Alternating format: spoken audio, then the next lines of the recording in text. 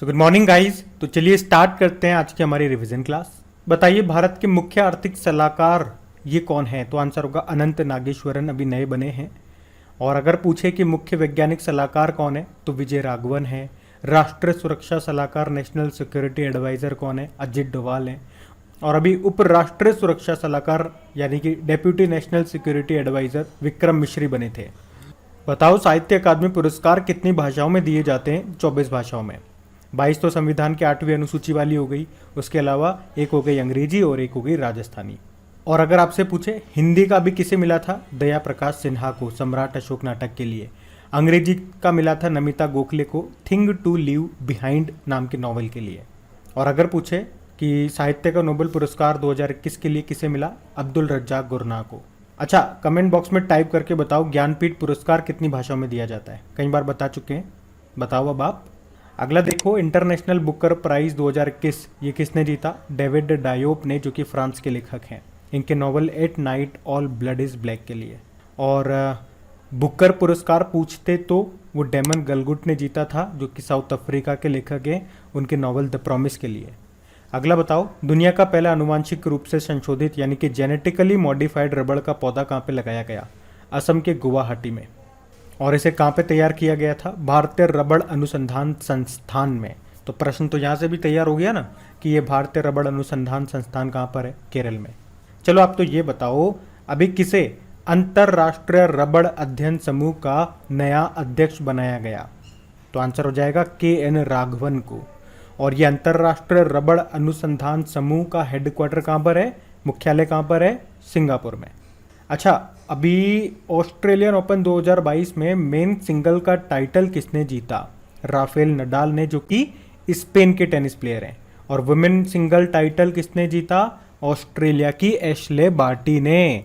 और अभी 25 साल की उम्र में इन्होंने रिटायरमेंट की घोषणा भी कर दी है, संन्यास ले लिया है। ये भी ध्यान रखना। कहाँ से हैं? ऑस्ट्रेलिया से हैं।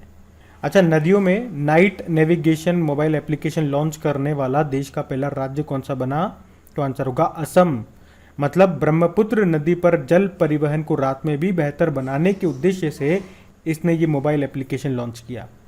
चलो बताओ, सार्वजनिक परिवहन के लिए रोपवे सेवा को शुरू करने वाला पहला भारतीय शहर कौन सा बना? इसका उत्तर दीजिए कमेंट बॉक्स में।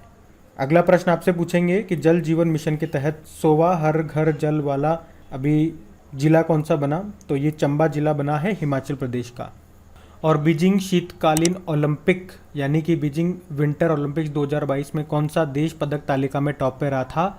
नॉर्वे टॉप पे रहा था। 37 मेडल जीते हैं, जिसमें से 16 गोल्ड हैं। और आपको याद है, भारत की तरफ से एकमात्र खिलाड़ी थे जिन्होंने बीजिंग ओलंपिक में पार्टिसिपेट किया, उनका नाम है आरिफ खान। ये एक स्कीयर हैं और जम्मू कश्मीर से हैं ये। और बताओ, सरकार फसल बीमा पॉलिसियों को वितरित करने के लिए कौन सा अभियान चलाएगी? मेरी पॉलिसी मेरे हाथ। उद्देश्य क्या है? फसल बीमा योजना का लाभ किसानों को उनके घर पर उपलब्ध कराना इसका मुख्य उद्देश्य है। अब आपके मन में आएगा कि प्रधानमंत्री फसल बीमा योजना के बारे में बताइए। इसकी शुरुआत होती है 18 फरवरी 2016 को। कहाँ से? मध्य प्रदेश के सीहोर में प्रधानमंत्री नरेंद्र मोदी ने इसको शुरू किया था।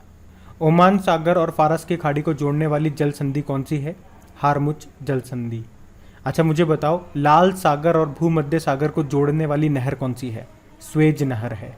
और आपको जरूर याद होगा कि स्वेज नहर में एक जहाज अटक गया था काफ़ी समय तक। उस जहाज का नाम बताइए। और मैं आपको कई बार बीच में करंट अफेयर्स में बता भी चुका हूँ, अभी आप बताओ देखो। और जिब्राल्टर जल संधि ये किस किस को जोड़ती है? अटलांटिक महासागर को भूमध्य सागर से। और जिब्राल्टर जल संधि को याद रखना, भूमध्य सागर की कुंजी भी कहते हैं। तो चलिए अब पुराने महीने के करंट अफेयर्स का रिवीजन करेंगे कि किसने IPL 2022 जो कि इसका 15वां संस्करण था उसका खिताब जीता? तो आंसर होगा गुजरात टाइटंस ने, राजस्थान रॉयल को हरा करके। और ये हुआ कहाँ पे था? भारत में हुआ था। और इसमें ऑरेंज कैप किसने जीती? ऑरेंज कैप और पर्पल कैप याद रखना। पहले तो ये बताओ, ऑरेंज कैप किसको मिलती है? जो सबसे ज़्यादा रन बनाते हैं। पर्पल कैप जो सबसे ज़्यादा विकेट लेते हैं। तो ऑरेंज कैप मिली है जॉस बटलर को, राजस्थान रॉयल के हैं। और पर्पल कैप मिली है यजुवेंद्र चहल को, ये भी राजस्थान रॉयल के हैं। और याद रखना, 2022 और 2023 वाले जो IPL होंगे उसका टाइटल स्पॉन्सर टाटा ग्रुप है। अगला बताओ, किस राज्य को तंबाकू नियंत्रण के लिए विश्व तंबाकू निषेध दिवस पुरस्कार 2022 मिला? तो आंसर होगा झारखंड को। आप जानते हो वर्ल्ड नो टोबैको डे कब मनाया जाता है? 31 मई को। और नो स्मोकिंग डे ये 9 मार्च को मनाते हैं, बेसिकली मार्च के दूसरे बुधवार को मनाया जाता है। अभी वर्ल्ड हेल्थ ऑर्गेनाइजेशन ने क्विट टोबैको एप्लीकेशन को भी लॉन्च किया था, ये भी याद रखो। उत्तर भारत के पहले प्रौद्योगिकी बायोटेक पार्क का उद्घाटन ये कहाँ पे किया गया? तो आंसर होगा Jammu Kashmir. Cannes film festival में किस फिल्म ने पाल्मे डी और खिताब जीता? तो आंसर होगा ट्रायंगल्स ऑफ सैडनेस। ये कान फिल्म फेस्टिवल का आयोजन पेरिस में हुआ, 75वें नंबर का था। और इसमें भारतीय फिल्म निर्माता शौकन सेन की डॉक्यूमेंट्री फिल्म है ऑल दैट ब्रीथ्स, इसने बेस्ट डॉक्यूमेंट्री का प्राइज जीता, जिसे गोल्डन आई अवार्ड भी कहते हैं। अब बताओ भारत का पहला पवन सौर हाइब्रिड पावर प्लांट किसने चालू किया? तो आंसर होगा अदानी एनर्जी ने, जिसकी कैपेसिटी है 390 मेगावाट की। कहाँ पे? राजस्थान के जैसलमेर में। कौन सी भारतीय कंपनी भारतीय गैस एक्सचेंज में कारोबार करने वाली पहली कंपनी बनी? तो आंसर होगा ONGC। अब बताओ मुंबई अंतर्राष्ट्रीय फिल्म फेस्टिवल के 17वें संस्करण में किस देश को कंट्री इन फोकस चुना गया? तो आंसर होगा बांग्लादेश को। और इसी तरह से इस साल जो पेरिस बुक फेस्टिवल 2022 हुआ था उसमें गेस्ट ऑफ ऑनर था भारत। फिर बताओ भारतीय नौसेना के जहाज INS गोमती को कहाँ से सेवा मुक्त किया गया, रिटायर्ड?